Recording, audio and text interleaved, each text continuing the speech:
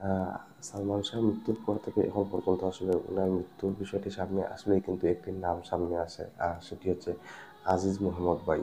তিনি দেশের একজন সুপারস্টার। তিনি মানে তার টাকার অভাব নাই, তার পিছনে পরিচালক, প্রযোজক, শিল্পী সবাই আসলে তার পিছনে পিছনে ঘুরে তার শিডিউলের জন্য। তো তিনি তো আসলে এত বোকা না যে এইরকম একটি অবস্থানে থেকে তিনি আসলে কেন আত্মহত্যা করবেন। বন্ধুরা শুভেচ্ছা নেবেন, আশা করি সবাই অনেক অনেক ভালো আছেন। তো যাই হোক বন্ধুরা, আসলে একটি ভিডিও নিয়ে আপনাদের সামনে আসলাম। ভিডিওটি হচ্ছে, আমরা জানি যে আমাদের প্রিয় নায়ক সালমান শাহর যে মামলাটি, হত্যা মামলাটি যেটি, তো এটি প্রায় 29 বছর পরে আসলে এটি হত্যা মামলায় মানে রূপান্তরিত হয়েছে। এর আগে আসলে সালমান শাহর যে মামলাটি সেটি ছিল অপমৃত্যু মামলা। তো যাই হোক, অবশেষে মানে ওনার পরিবার থেকে ওনারা চেয়েছিলেন যে মামলাটি যেন আসলে হত্যা মামলায় মানে রূপান্তরিত হয়, কিন্তু অনেক কারণেই আসলে সেটি এতদিন হয় নাই। তো আসলে এটি খুবই দুঃখজনক যে একজন মানুষ মারা গিয়েছে।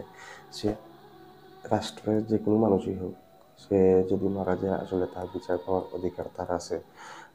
তো অথবা তার পরিবারের বিচার পাওয়ার অধিকার আছে, কিন্তু দেখা গিয়েছে যে সালমান শাহর যে বিষয়টি 29 বছর হয়ে গিয়েছে, আসলে এর কোনো মীমাংসাই হয় না। তো যাই হোক, আসলে আমি সেই বিষয়ে যাচ্ছি না। আজকে আসলে যে বিষয়ে আসলে এই ভিডিওটি রিয়েকশন করতেছি, তো সেটি হচ্ছে সালমান শাহর মৃত্যুর পর থেকে এখন পর্যন্ত আসলে ওনার মৃত্যুর বিষয়টি সামনে আসলেই কিন্তু একটি নাম সামনে আসে, আর সেটি হচ্ছে আজিজ মোহাম্মদ ভাই।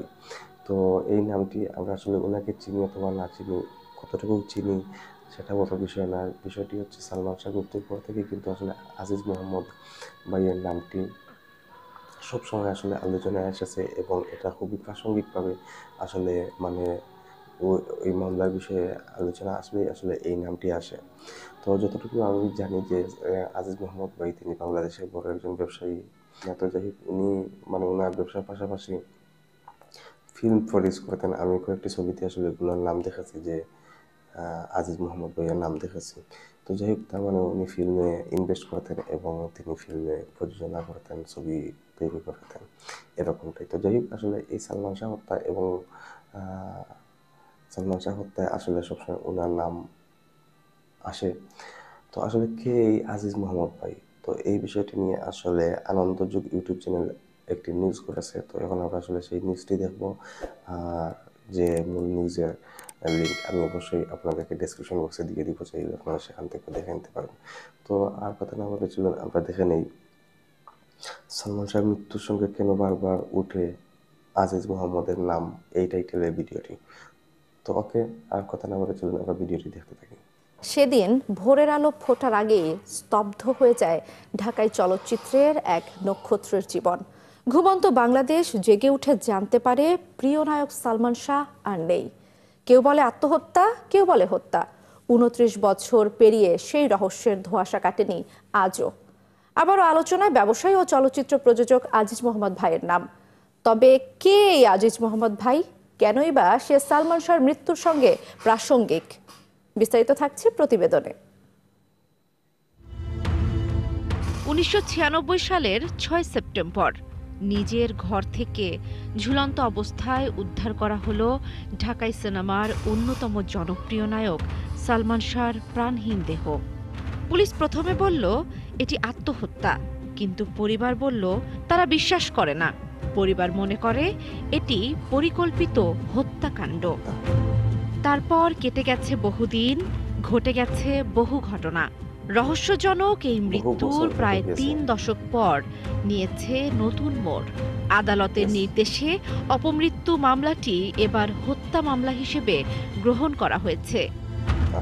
এই তদন্তের কেন্দ্রবিন্দুতে প্রধান আসামির তালিকায় আবারও উঠে এসেছে চলচ্চিত্র অঙ্গনের প্রভাবশালী নাম আজিজ মোহাম্মদ ভাই। কিন্তু কেন?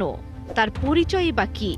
90-এর দশকে তিনি ছিলেন ঢাকাই সিনেমার অন্যতম প্রযোজক ও ব্যবসায়ী। এমবি ফিল্মসের ব্যানারে একাধিক হিট ছবি প্রযোজনা করেন তিনি।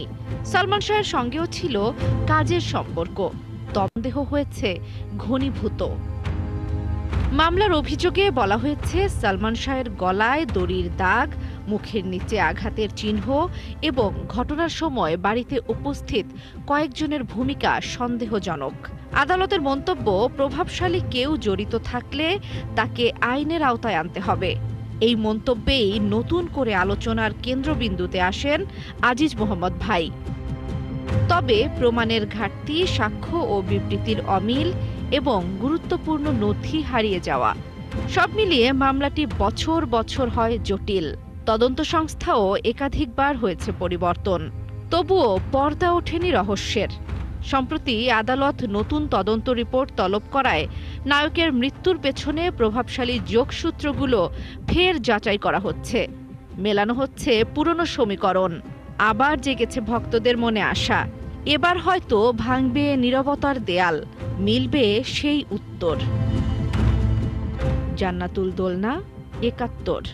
যাই হোক বন্ধুরা, আমরা আনন্দযোগ ইউটিউব চ্যানেল থেকে আসলে সংবাদটি দেখে নিলাম যে কে এই আজিজ মোহাম্মদ ভাই।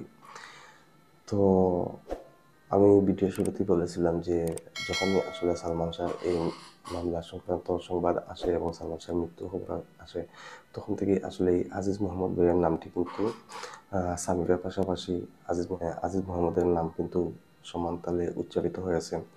তো একটি কথা আছে, মানে আমাদের যদি একটি প্রবাদের মতো আছে যে যা রটে তা অল্প হইলেও বটে। তো সালমান শাহর পরিবার কিন্তু আসলে প্রথম থেকেই তারা কিন্তু এই যে আত্মহত্যা, এটি কিন্তু তারা মেনে নেয় এখন পর্যন্ত মেনে নেন নাই। ওনার মা নীলা চৌধুরী, ওনার মামা আলমগীর কুমকুম, ওনার ভাই, ওনারা সবসময় আসলে দাবি করে আসতেছেন যে সালমান শাহকে হত্যা করা হয়েছে। এবং নিউজে যেটি দেখলাম যে আসলে অনেক এই যে সালমান শাহকে হত্যা করা হয়েছে, এটা কিন্তু আসলে তথ্য প্রমাণের অনেক ঘাটতি আছে, আর অনেক আলামত কিন্তু সম্ভবত নষ্ট করে ফেলা হয়েছে। তো যেহেতু সালমান শাহ আসলে আলাদা একটি বাসায় থাকতেন সামিরাকে নিয়ে, যার কারণে সামিরার কাছে কিন্তু যদি একটি হত্যাকাণ্ড হয়ে থাকে তাহলে কিন্তু সামিরার কাছে যথেষ্ট সময় ছিল, যথেষ্ট সুযোগ ছিল যে এই আলামতগুলোকে নষ্ট করে দেওয়ার জন্য। তারপরে কিন্তু আমি দেখলাম যে ওনার মামা যে আছেন উনি একটি প্রশ্ন করতেছেন যে ফ্যান নিয়ে, যেটিতে আসলে মানে এই যে ফ্যান, সিলিং ফ্যানের যে বিষয়টি, যে সিলিং ফ্যানে যদি আসলে একজন মানুষ লটকানো হয় অথবা একজন মানুষ যদি ঝুলে সিলিং ফ্যানে, তাহলে অবশ্যই সিলিং ফ্যানটি মানে কিছুটা তো মানে বাঁকা হওয়ার কথা, কিন্তু সিলিং ফ্যানটি বাঁকা হয় নাই।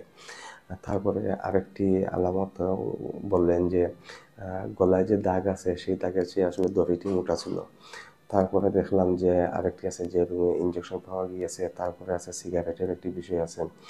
তো সব কিছু মিলিয়ে আসলে প্রায় 30 বছর হয়ে গিয়েছে সালমান শাহ মারা গিয়েছেন। এই 30 বছর ধরে সালমান শাহ ভক্ত অনুরাগী যারা আছেন তারা, এবং বিশেষ করে ওনার পরিবার, ওনার মা এখনও বেঁচে আছেন, সালমান শাহর মা এখনও বেঁচে আছেন, ওনার অনেক বয়স হয়েছে। ওনার ছেলে উনি বলতেছেন যে আসলে আত্মহত্যা করেন নাই। আমার কাছে আসলে একটি প্রশ্ন সবসময়, আসলে সালমান শাহ যে সময় আসলে মানে মৃত্যুবরণ করেছেন,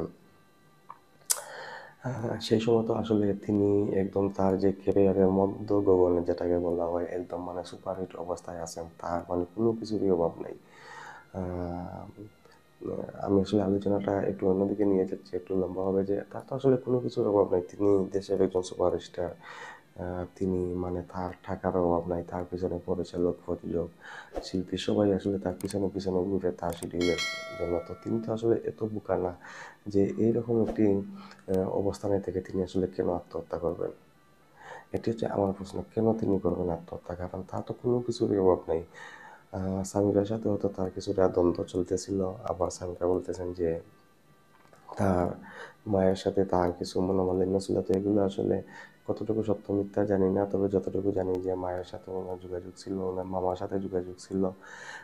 যেদিন উনি মারা যান সেদিন সকালে ওনার আসলে সিলেট আসার কথা ছিল, তিনি ওনার মামার সাথে কথা বলেছিলেন, অনেক কিছু হয়েছে। তো আসলে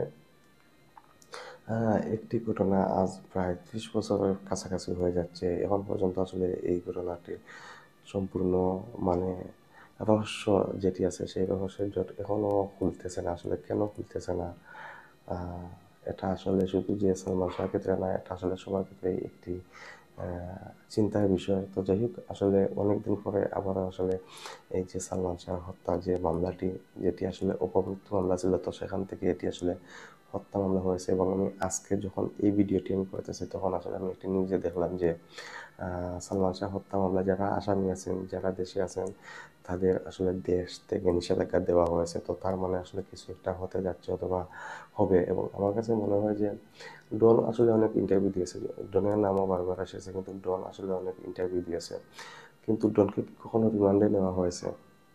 সামিরাকে কি মানে রিমান্ডে বা জিজ্ঞাসাবাদ করা হয়েছে? কতটুকু করা হয়েছে?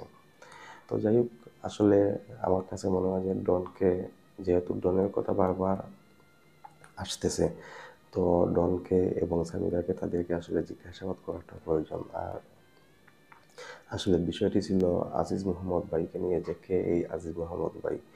তো আমার কাছে মনে হয় যে এখন আসলে হয়তো কিছু একটা হবে। আর এই প্রত্যাশায় আসলে ভিডিওটি এখন পর্যন্তই। দেখা হচ্ছে নেক্সট রিয়াকশন ভিডিওতে। সবাই ভালো থাকবেন। আল্লাহ হাফিজ।